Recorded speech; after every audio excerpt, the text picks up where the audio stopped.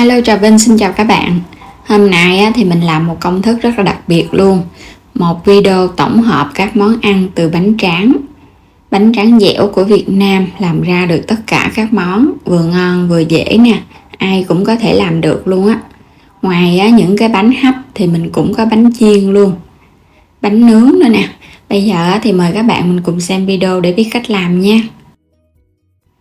Mình dùng hôm nay là hai loại hình tròn và loại hình vuông, đều là bánh tráng dẻo của Việt Nam. Bánh tráng dẻo loại bánh tráng lạc Việt Nam ha. Mình không có dùng cái loại bánh tráng mặn. Bánh này thì các bạn tìm mua ở chợ hoặc là siêu thị đều có. Công thức đầu tiên thì mình sẽ dùng tép. Các bạn lột vỏ xong, mình sẽ rửa cho sạch để ráo rồi mình đập dập. Sẽ băm sơ lại cho nó hơi nhuyễn một chút để mình làm cái phần nhân. Tiếp theo là mình cho vào đây cà rốt, sắc hạt lựu nè. Hành tây cũng sắc hạt lựu luôn. Mình nêm vào trong này 1 muỗng cà phê hạt nêm. Thêm chút xíu tiêu xay. Và các bạn trộn đều lên. Phần nhân này là mình làm há cảo ha. Trộn cho phần tép của mình nó quyện cùng với củ hành và cà rốt. Rồi cái mình để đây chút xíu cho nó thấm. Bánh tráng này mình dùng cái loại hình vuông nha, các bạn sẽ cắt đôi nó ra. Xong rồi cái mình gập nó lại, mình nhúng nước, nhúng sơ qua thôi ha, không có cần phải nhúng lâu. Xong rồi các bạn sẽ cho nhân vào giữa nè. Tiếp theo thì mình sẽ cuộn nó lại. Cái hình dạng thì tùy các bạn nha, mình làm cái hình dạng này cho nó đơn giản, ai cũng làm được hết. Túm cho nó sát vô. Cái phần bánh mà mình đã nhúng nước rồi thì nó mềm, mình tạo hình nó cũng dễ lắm. Xếp xong hết thì các bạn chát vào trong cái xưởng hấp, mình lót ở bên dưới là miếng giấy dầu ha, cho nó đừng có bị dính, thoa sơn lớp dầu. Đem hấp 5 phút. Sau 5 phút là bánh nó chín rồi. Cái phần nhân này cũng ít cho nên là mình hấp ít thôi, không có cần phải hấp lâu quá, bánh nó bị nhão nha. Bánh này thì mình sẽ ăn cùng với nước tương pha chút xíu giấm đường cho nó đậm đà thì mình chấm nó mới ngon. Giống y như là cái bánh há cảo mà mình làm bằng bột luôn á. Rất là ngon luôn. Công thức thứ hai thì đầu tiên ở đây là mình có một khúc nhỏ cà rốt sắc hạt lựu. Bên đây là mình có củ hành tây và nấm mèo, tất cả mình sắc hạt lựu nhỏ nhỏ. Thịt xay ha, mình dùng thịt nạc á. Phi thơm cái phần hành tây trước nha, mình xào cho nó săn thơm lên, xong rồi cái mình lấy thịt cho vô mình xào để làm phần nhân bánh cuốn hay là bánh ướt. Các bạn xào ở lửa lớn nha, để cho phần thịt nó săn thơm và nó không có bị dính. Tiếp theo thì mình sẽ cho phần cà rốt vô. Mình xào cho cà rốt nó chín nha, chín sơ thôi, không có cần phải chín kỹ đâu. Rồi cho nấm mèo vô, tại vì chút mình còn hấp lại. Nêm vào trong này đường, hạt nêm, tiêu xay. Cuối cùng là trộn đều lên. Rồi cái mình tắt bếp được rồi. Mình sẽ nhúng cái bánh tráng vào trong nước. Nhúng sơ qua các bạn sẽ dỡ lên liền ha, không cần nhúng lâu đâu. Cho bánh tráng nó dẻo mềm. Rồi cái mình cho nhân vào giữa nè. Bây giờ thì mình sẽ túm nó lại để mình xếp giống như là cái hình vuông vậy đó. Bánh ướt hay là bánh cuốn có nhiều cái hình dạng khác nhau, tùy các bạn xếp nha. Mình xếp gập lại vậy nè, cho nó phủ đều phần nhân. Xong rồi xếp qua bên đây lót miếng giấy dầu, thoa sơn lớp dầu cho nó đừng có bị dính. Cũng tiếp theo mình làm thêm một cái hình dạng mới nữa nha, cũng dùng cái bánh tráng tròn. Các bạn cũng cho nhân vào giữa nè, thêm chút xíu bắp cải. Mình sẽ túm nó lại giống như là cái bánh túm của miền Tây, túm tròn đều để nó ra cái hình dạng bánh túm đẹp và nó đều nha. Tiếp theo là cái bánh hình vuông, mình cũng cho nhân vào giữa nha. Nhân mỏng thôi, không có cần dày, tại vì bánh tráng của mình rất là mỏng. Mình sẽ siết nó lại y như cái bánh cuốn vậy đó. Bánh ướt ha. Cái bánh ướt thì mình túm hai đầu, rồi túm sát vô. Làm xong thì các bạn siết nó vô nha. Mình cũng phải quét một lớp dầu mỏng để cho bánh nó không có bị dính vào nhau. Xếp vô hết, có dầu á chút mình hấp lên bánh nó cũng bóng nữa. Rồi các bạn quét đều hết những cái bánh còn lại rồi mình đem đi hấp. Mình cũng hấp 5 phút với lửa vừa thôi là bánh nó chín. Sau 5 phút là được rồi nha. Phần nhân mình cũng chín sẵn, bánh tráng các bạn đừng có hấp lâu nó bị mềm không ngon. Bánh cuốn, bánh ướt hay là bánh túm mình sẽ ăn cùng nước mắm chua ngọt, giống như là các bạn làm bánh ướt chảo hay là bánh ướt bằng khuôn. Rất là ngon ha, nhìn giống y như mình làm bằng bột vậy đó. Chỉ với bánh tráng mà ra rất là nhiều loại bánh khác nhau. Mình có ăn kèm với trứng luộc nữa cho nó ngon nè. Một công thức tiếp theo thì mình có cà rốt bào sợi. Bên đây là bắp cải mình cắt nhỏ. Có hai loại ha, bắp cải trắng và bắp cải tím. Cũng là thịt nạc xay ra. Hành tím và tỏi băm. Phi thơm phần hành tỏi trước nha, cho nó săn thơm lên. Các bạn sẽ cho thịt vô xào. Mỗi một công thức thì mình sẽ làm khác nhau á, tùy các bạn lựa chọn nha. Thịt nó đã săn thơm rồi, bây giờ các bạn sẽ cho lần lượt cái phần bắp cải và cà rốt vô nè. Cho vô mình xào hết luôn. Phần nhân này á, thì mình xào cho nó giòn giòn. Xào sơ qua cho nó xẹo lại bớt đi rồi cái mình hãy nêm gia vị vô.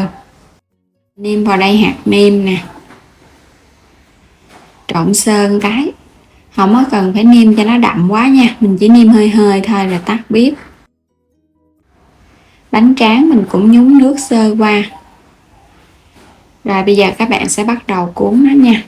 Mình cho phần nhân vô nè, dàn cho nó mỏng mỏng ra. Rồi các bạn có thêm tép luộc á, mình cho vô, cuộn nó lại để có được cái bánh cuốn tôm thịt vừa ngon vừa dễ. Công thức này mình không có dùng bún, cũng không cần rau cải. Các bạn làm thử nha, ăn ngon lắm á. Chấm cùng là nước mắm chua ngọt, cho thêm chút xíu tương xay vô, trộn lên cho nó thơm. Một ít đậu phộng rang. Một món bánh cuốn hay là gỏi cuốn theo cái kiểu mới. Bây giờ mời các bạn cùng thử với mình nha. Rất là ngon luôn á. Phần bắp cải thì nó giòn giòn nè, có thêm tôm nữa, mình chấm vô nước mắm hấp dẫn lắm. Rồi một công thức tiếp theo nữa, mình có đậu xanh nấu chín. Đây là dừa rám nạo. Mình cho vào đây đường ha, để mình làm bánh cuốn ngọt á, dằn thêm chút muối. Rồi bây giờ các bạn sẽ bắt lên trên bếp, mình sên cái phần nhân này cho nó chín. Mình xào lửa vừa cho nó chín từ từ thì nó không có bị khét. Tiếp theo là đậu phộng rang, mình giã cho nó dập ra hoặc là mè rang cũng được. Xào sơ lại cho nó ráo một chút nữa được rồi. Cũng là nhúng nước cái bánh tráng trước nha, xong rồi các bạn hãy cho nhân vô. Mình túm hai cái đầu lại cho phần nhân nó đừng có bị rớt ra, nó gọn gàng hơn. Cuốn lại. Bánh cuốn ngọt đã sẵn sàng rồi nè. Thích ăn ngọt đó thì mình làm kiểu này nha. Ăn vậy đó là ngon rồi. Vừa ngọt vừa béo nè. Đậu xanh thì bùi bùi, bánh tráng thì dẻo dẻo. Ăn ngon lắm các bạn, đơn giản mà ăn ngon. Các bạn thử nha. Công thức tiếp theo là bánh tráng nướng, thì mình có một cái trứng đánh tan ra. Bánh tráng thì các bạn cho vào chảo, mình quét sơ một lớp bơ. Có bơ thì cái bánh của mình nó thấm và nó thơm nữa. Rồi hãy quét một lớp trứng lên trên. Quét đều lớp trứng cho cái bánh nó giòn nha. Rồi bây giờ mình lấy thịt mình cho vô. Phần thịt này là mình xào thơm lên nè, cho nó chín sơ cái. Lạp xưởng các bạn cũng chiên ra. Cái phần topping thì tùy mình nha. Có thể cho lạp xưởng hay là xúc xích hay là chả lụa gì đó. Kết hợp thêm là con ruốc sấy chín, hành lá sắc nhỏ. Rồi mình đậy nắp để lửa nhỏ nha. Khi mà các bạn thấy cái phần hành nó dịu lại á, là bánh tráng nó cũng chín giòn rồi. Bây giờ mình sẽ lấy nó ra luôn ha. Một miếng bánh tráng nướng đầy đủ màu sắc, ăn kèm tương ớt, mayonnaise. Mình làm cái miếng này cũng to nè, mình ăn no luôn á. Nếu mà thích ăn thêm thì các bạn làm 2 miếng nha. Bây giờ mời các bạn cùng thử nha. Giòn rụm, thơm phức, có thêm đập xưởng á, ăn nó ngọt ngọt và nó thơm đặc biệt hơn so với mình ăn xúc xích á. Một công thức tiếp theo là mình có củ sắn nha, xắt mỏng ra xong rồi cái xắt sợi lại, các bạn cũng xắt hạt lựu nhỏ nhỏ. Củ hành tây mình dùng gốc tươi thôi, cũng xắt ra nhỏ nhỏ, xong rồi các bạn cũng xắt hạt lựu lại cho nó đều đều. Nấm mèo mình xắt nhỏ nha, nhớ ngâm nước trước cho nó nở, rồi cái băm sơ sơ lại cho nó ra cái hạt lựu nhỏ nhỏ vậy đó, mình ăn nó giòn giòn. Một củ khoai lang, các bạn bào sợi ra nhỏ nhỏ. Mình có thêm một gốc cà rốt cho nó có màu đẹp á. Rồi bây giờ sẽ cho thịt vô nè, 100g thịt cho vào đây. Mình làm cái phần này là cái phần chả giò, tất cả các nguyên liệu mình cho vô hết luôn nha. Và mình thêm vào đây muỗng cà phê hạt nêm, muỗng cà phê đường, thêm chút xíu muối, cuối cùng là tiêu xay, không thích thì bỏ qua ha. Trộn đều lên cho gia vị nó thấm đều vô trong khoai lang và thịt. Cái phần nhân này thì mình làm nhớ là phải khô ráo. Đây là cái nước giấm nè, giấm này mình dùng giấm ăn bình thường thôi. Mình thêm vào đây muỗng canh đường. Cái hỗn hợp này quét lên bánh tráng giúp cho bánh tráng nó ướt và nó giòn hơn. Mình quét đều luôn nha, cho nó thấm nhiều nước. Xong rồi cái mình để qua bên, quét tiếp cái bánh thứ hai. Quay trở lại cái bánh đầu tiên nó mềm dẻo rồi thì mình sẽ cuộn nha. Các bạn sẽ cho cái phần thịt và khoai vô.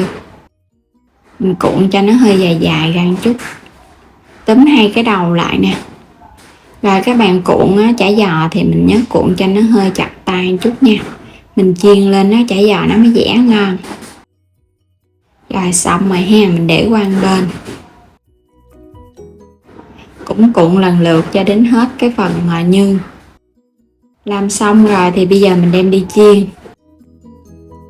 Dầu vừa sôi nóng thì các bạn thả chả giò vào chiên.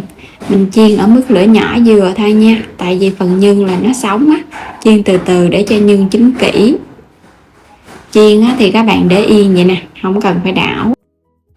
Khi mà mình thấy cái mặt ở bên dưới bắt đầu nó cứng lên nè, mình hãy trở về nó. Mình chiên vậy cái phần khoai lang và thịt nó chín. Còn các bạn chiên lửa áp quá nó chưa kịp chín, bên ngoài thì nó khét. Nhìn thấy nó giòn và nó vàng đều rồi nè. Bây giờ thì mình sẽ gấp nó lên nha, dựng đứng nó cho nó ráo dầu, để cái phần dầu nó không ngấm. Bánh chả giò mình đã làm xong rồi nè. Bánh chả giò này thì mình thấy cái độ giòn nó rất là lâu luôn so với cái bánh tráng xốp. Mình để cả ngày nó không có bị mềm. Có thể kết hợp với rau cải mình cuốn lại rồi cái chấm thêm nước mắm chua ngọt ăn. Hoặc là mình ăn cùng với bún cũng ngon luôn nha. Ăn với nước lèo cũng hấp dẫn nữa. Bây giờ thì mình cảm ơn các bạn đã theo dõi hết video của mình. Vui lòng đăng ký kênh để cập nhật các video mỗi ngày, xem kênh hoàn toàn miễn phí. Và nhớ chia sẻ các video để mọi người cùng biết những cái món ăn ngon nha. Xin chào và hẹn gặp lại các bạn ở những video tiếp theo.